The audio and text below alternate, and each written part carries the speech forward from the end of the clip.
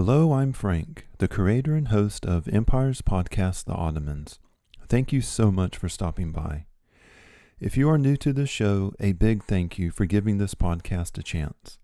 I'd like to add that if you're starting at episode 1, well, my audio quality and writing have improved since then, and I'll be re-recording those earlier episodes at a later date. On that note, a 5-star review on Apple Podcast is always welcome. And if you're one of the 55 followers on Spotify, I'd sure appreciate it if you would scroll on up on the app and leave me a 5-star review. Growing the listenership on Spotify is really going to be key if I'm going to help other people discover the amazing history of the Ottoman Empire. And now, let's get on with it.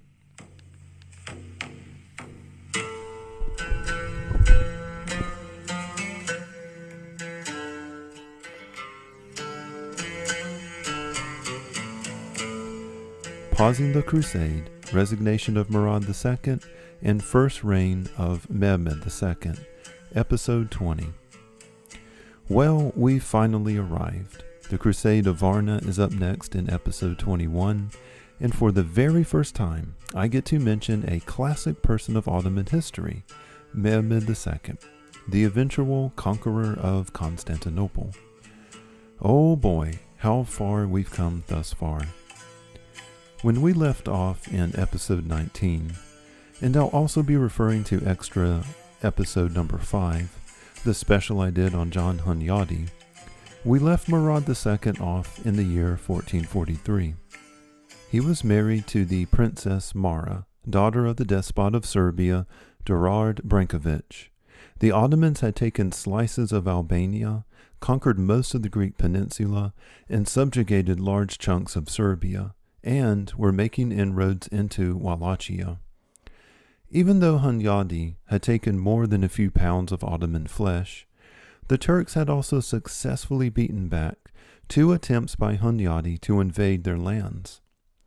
The Venetians still made travel between Roumelia and Anatolia a hazardous undertaking, but this was a strategic weakness the Ottomans could at least work around.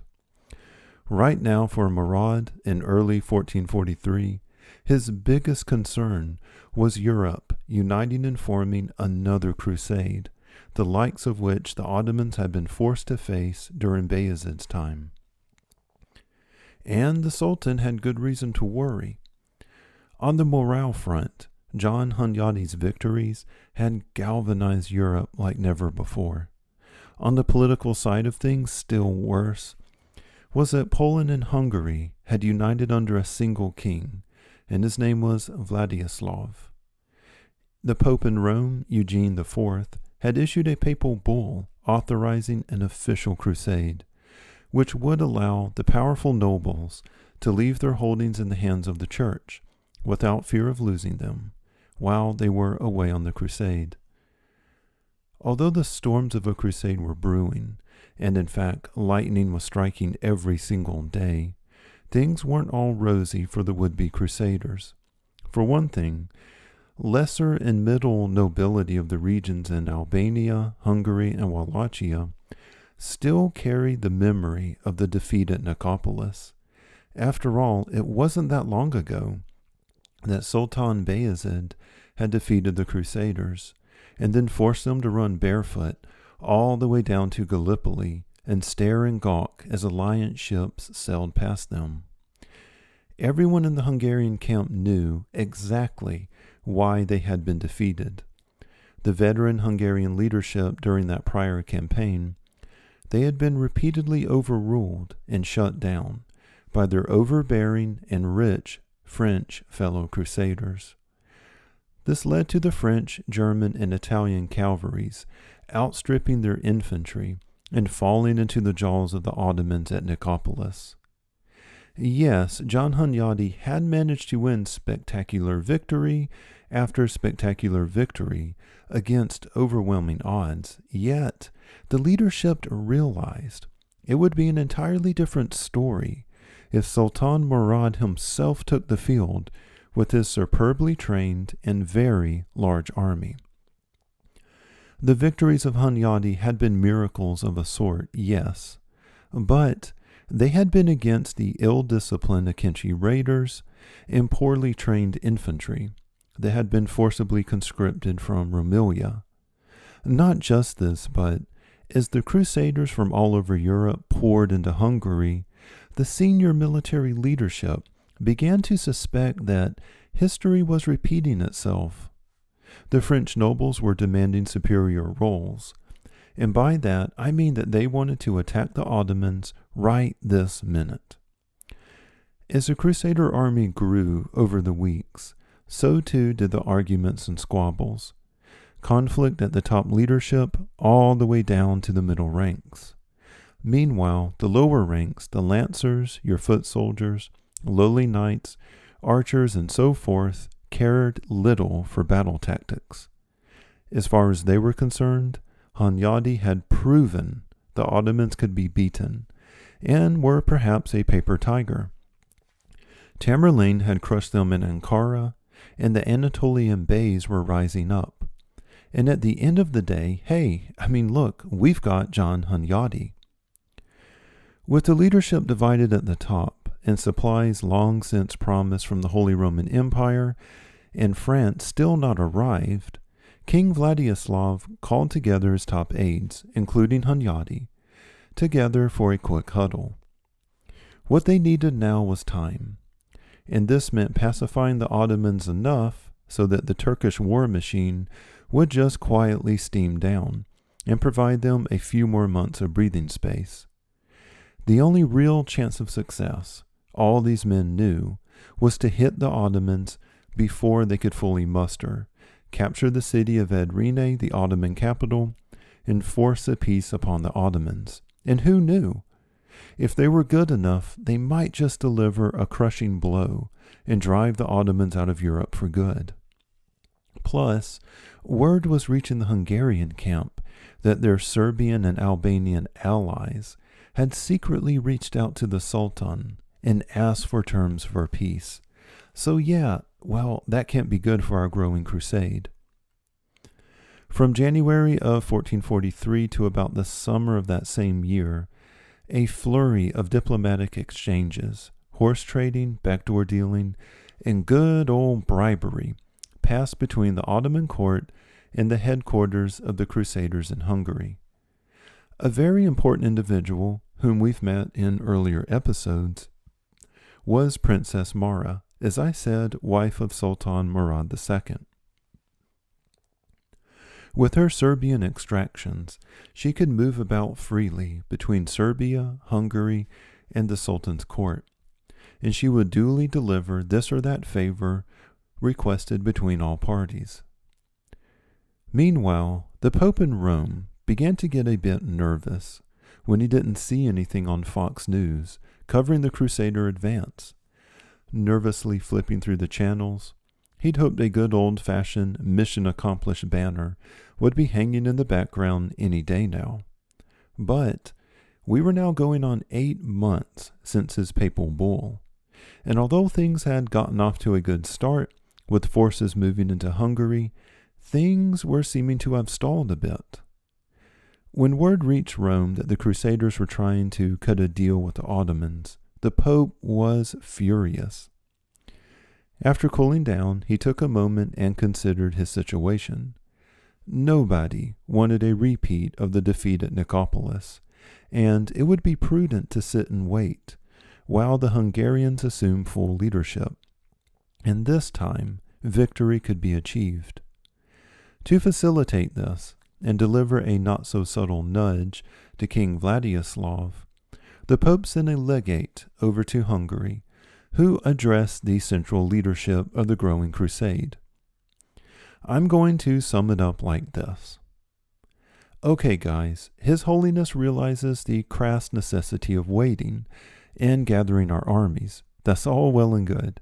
But some of you may be wondering, if we make a solemn vow before the Ottomans agreeing to peace, what should happen if, an opportune time to strike came up? Would we be bound to such an oath? Well, before a Christian, yes, but the Ottomans? Well, that's a different story. The leadership had in writing no less a promise by the Pope in Rome to absolve them all of any sin should it be incurred by breaking a solemn oath made for the Ottomans. Not that it be a sin anyway, according to Catholic canon law. At the close of the summer of 1444 now, Sultan Murad II inhaled and then exhaled very slowly. It had seemed at the moment that the storm clouds of a European crusade, the nightmare of the Ottomans, had scattered. The Sultan never wanted to spend much time campaigning in Europe anyways. After taking Thessalonica, well, the rest of Greece just kind of fell into his hands. His armies possessed the mountain passes into Albania, controlled the Danube River up to Belgrade in Serbia, and roughed up the Draculas in Wallachia. And now what was needed in Rumelia was a massive, and I mean massive, reform of the Timor system of land allotment and reorganization of the general system of governments and administration there. Trouble was brewing strong within Ottoman Rumelia because A, the ghost of Bedreddin's rebellion was still around, B, Hunyadi's victories had stirred up the peasants and lower nobles, those Christians who hadn't converted to Islam decades ago. Things had gotten so out of hand that Edirne itself had dug trenches all around its outer walls. The garrison there was left on high alert. Murad realized that these problems needed to be handled now and not later, or else the payment due date would arrive with interest, penalties, and fees, paid only in blood and disorder. Plus, he had the issue of the Carmenids in the east to deal with as well. Everybody thought Murad had plenty to keep himself busy during the 10-year peace settlement with the Ottoman powers. And the court was preparing his headquarters in Edirne. The Aga of the Janissaries stood ready to muster their reserves from Bursa and begin training the new influx of Christian boys collected via the slave levy. And Murad's court was just a hammering, humming beehive of activity. Strange, it must have struck everyone then. On one sunny day in August of 1444, Sultan Murad II summoned his 12-year-old son, Mehmed II, Edirne. Wait, what? Why is he doing that? Normally, princes of the realm stayed out in the provinces, where they learned to govern, receive an education, arts of war, and so forth. So, why are we bringing this kid and his mom to court? And don't repeat this, please, but I've heard some awfully nasty stuff about this kid, Mehmed. Like, he's rebellious, had to be physically beaten by one of his tutors. He'll run off and cause all sorts of mayhem. Plus, he thinks he's going to be the champion of Islam or something. A really weird dude when you think about it. The talk of the town was that maybe Murad just wanted to get a look at the son he barely knew. After all, Murad's favorite and eldest son had died suddenly, and the Sultan was said to be stricken by a deep depression. Imagine everybody's surprise when word leaked via Princess Mara that Murad wanted the young lad brought over, not to groom him for the Sultanate and make him ready to take the reins in 10 or 15 years, but to hand the entire thing over, lock, stock, and 2 smoking barrels, to the 12-year-old kid. Yep. At the ripe old age of 41, Murad II had decided he'd had enough being the Sultan of the Ottoman Empire. Far better to leave things in the hands of his very capable Grand Vizier, to act as a kind of unofficial regent, until Mehmed grew up and could handle things himself. In the meantime, Murad would retire to Bursa and hang out with Sufi mystics. Who knows, Murad could even sign a book deal, collect a 7-figure advance from Penguin, and land his own spot on HBO Max, if he played his cards right. Let us turn away from the collective, oh my gosh, what the hell is happening, atmosphere of Edirne in the August of 1444. And let us turn now to Mehmed, whom was probably already on a boat and crossing the straits, no doubt nervous about the rumors of pirates looking to kidnap an Ottoman prince. Born on the 30th of March, 1432, in Edirne, his father was Murad II, and his mother was the very intelligent Huma Khatun. An interesting fact, when Mehmed was born, he was kinda shunted away by his father's court, who favored his older brother.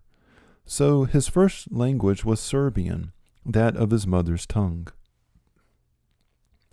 He would, of course, learn Turkish, Ottoman official Turkish, Persian, and Arabic.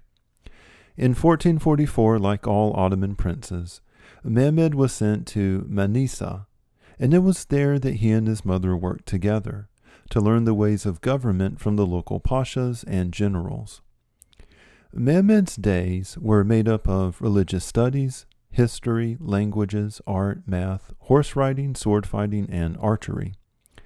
It is said that a huge influence upon the young man from an early age was the mystic poetry of Shams Saddin, who wrote poems about a mythic would-be Muslim conqueror. According to legend, this scion of Islam would be set apart from an early age. He would be learned, ambitious, and God's face would be smiling upon him. To him would go the great city of Constantinople, a longtime goal of Muslims everywhere. And there was a feeling of destiny growing within Ottoman society, that they were going to get the city and become the greatest and bestest one way or another. Mehmed also had a reputation as a rebellious child. At age 10, he had snuck out of his castle to start fights with local kids. He had stolen horses and caused all sorts of chaos and mayhem.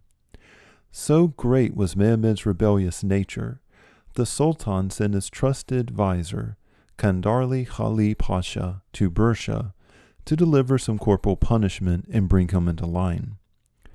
When Mehmed was arriving in Edirne, there was much hatred in his heart for Kandarli Pasha, whom was to be the regent over him. This bad past later would be the cause of much bitterness between the two men, and have wider implications for the reign of Mehmed in the future. We now get to a question that has vexed historians for centuries. Why exactly did Sultan Murad II resign? There had been no precedent for it in the past. Sultans died in office, they were assassinated, or killed in the battlefield. There wasn't exactly a retirement package for the gig. I'm going to present a few reasons, but I'd like for you to know none of them is 100%. The evidence for them is lacking in most cases, and at the end of the day, the reason or reasons are known only to the late Sultan himself. The first reason is what I like to call the just tired theory. It goes like this. Murad was only 41, sure, but if we add that up in cat years, apply war marches, Balkan diets, and life expectancy from back then, well, he'd probably be closer to a 70-year-old male in today's terms. That, coupled with poor health, and hey, he had been Sultan for a solid 18 years, and most of that campaigning, so is it so far-fetched he wanted to just sit on his couch and watch some CNN and go golfing with his buddies on the weekend? Second, Murad was pressured into resigning. And, if we're honest, there might be some truth to this. The Ottoman court was seeing an increasingly bitter internal conflict, which would play out in Mehmed's 2 reigns, and not settled until well after the fall of Constantinople. But, to sum it up for you, you had 2 parties within the Ottoman leadership. There was what I call the Old Guard, the biggest and baddest of which was the vizier Kandarli Khali Pasha. He represented the old Anatolian families, who had been with the House of Osman since Murad I. They had survived the defeat at Ankara and literally saved the Ottoman Empire with their fast thinking and loyalty. These guys wanted to see their kin, sons, cousins, uncles, and brothers take the reins from them one day and carry on the family tradition of serving the Ottoman Empire.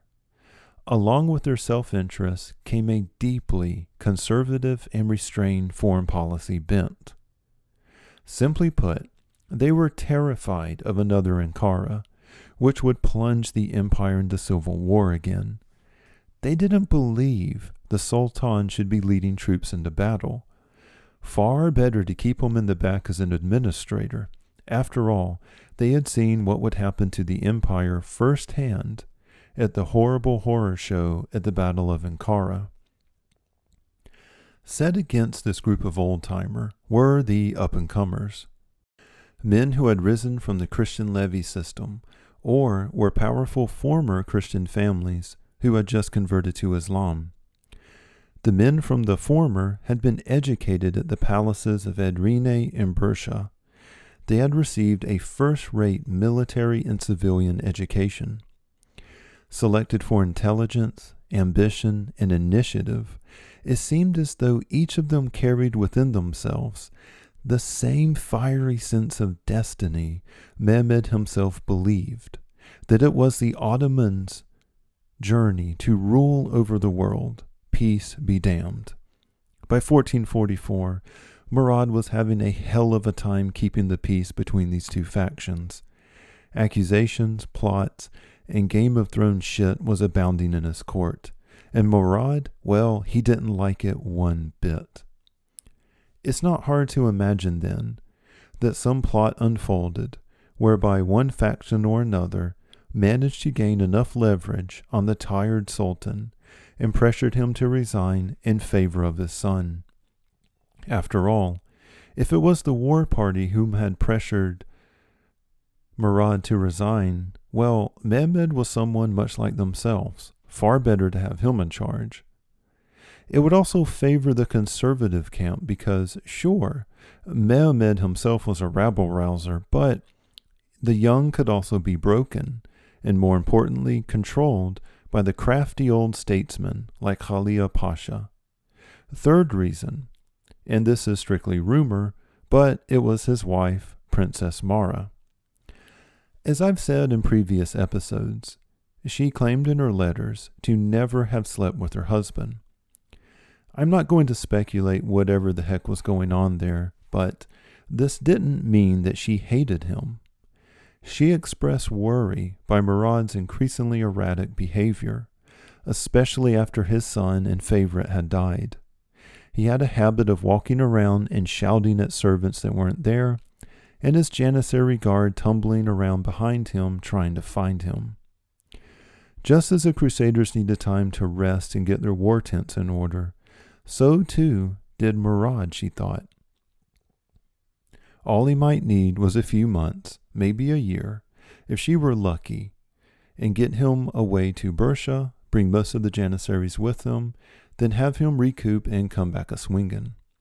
Whatever the case, in August of 1444, Sultan Murad II stepped down from power, and Mehmed became Sultan Mehmed II, with Khalil Pasha as his regent.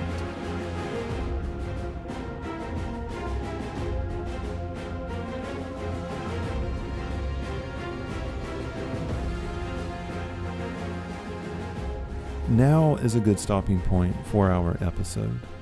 Next episode, we're going to run through Mehmed's first reign, fast and furious. I'm not going to spend too much time on it. Then we're going to cover the Crusade of Varna, death of Murad II, and ascension of Mehmed II for his second and final term in office.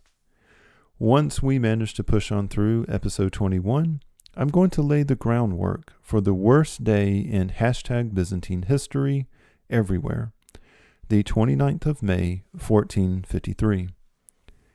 If you've enjoyed Empire's podcast, The Ottomans, there are 3 main ways you can help me. First, you can drop down right now on Apple Podcasts and leave me a 5-star review.